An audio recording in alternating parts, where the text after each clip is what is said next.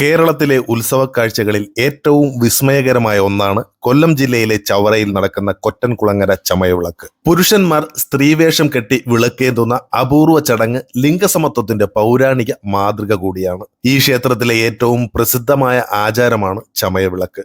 നൂറ്റാണ്ടുകൾക്ക് മുമ്പ് ഈ പ്രദേശം കാട് പിടിച്ച് കിടക്കുകയായിരുന്നു. ഒരിക്കൽ പശുക്കളെ മേയ്ക്കാൻ വന്ന ഇടയ ബാലന്മാർക്ക് കാട്ടിൽ നിന്നും ഒരു നാളികേരം കിട്ടി. ഇത് ഉടയ്ക്കുവാനായി അവർ അടുത്തുകണ്ട ഒരു കല്ലിലടിച്ചപ്പോൾ ആ കല്ലിൽ നിന്നും രക്തം വരാൻ തുടങ്ങി. ഭയന്നുപോയ കുട്ടികൾ ഉടൻ തന്നെ മുതിർന്നവരെ വിവരം അറിയിച്ചു.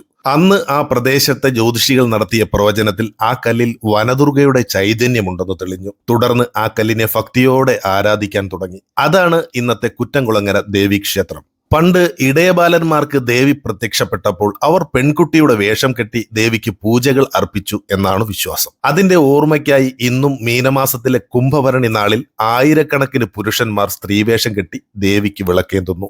അരയ്ക്കൊപ്പം ഉയരമുള്ള തടിയിൽ ഘടിപ്പിച്ച 5 തിരികളുള്ള പ്രത്യേക വിളക്കാണ് ചമയവിളക്ക്. രോഗശാന്തിക്കും വിവാഹ തടസ്സങ്ങൾ മാറ്റുന്നതിനും സന്താനലബ്ധിക്കുമായി ദേവിക്ക് ചമയവിളക്ക് വഴിപാട് സമർപ്പിക്കുന്നത് അത്യുത്തമമാണെന്ന് ഭക്തർ വിശ്വസിക്കുന്നു. പണ്ട് ബാലന്മാർ നാളികേരം ഉടച്ചതിന്റെ സ്മരണയ്ക്കായി ഇന്നും തേങ്ങ ഇടിച്ചു പിടിഞ്ഞ് ശർക്കര ചേർത്ത കൊറ്റനാണ് ഇവിടുത്തെ പ്രധാന വഴിപാട്.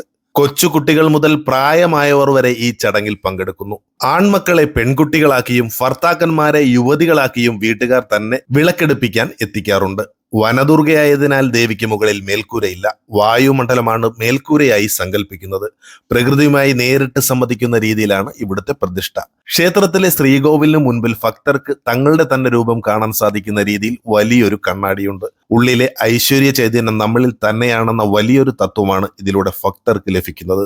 രാത്രിയിൽ ചമയവിളക്കേന്തി പുരുഷന്മാർ ക്ഷേത്രത്തിന്റെ ചുറ്റും അണിനിരക്കും. ഉത്സവത്തോടനുബന്ധിച്ച് കുരുത്തോലയും കമുകും ഉപയോഗിച്ച് നിർമ്മിച്ച പന്തലിലാണ് ദേവി വിശ്രമിക്കുന്നത്.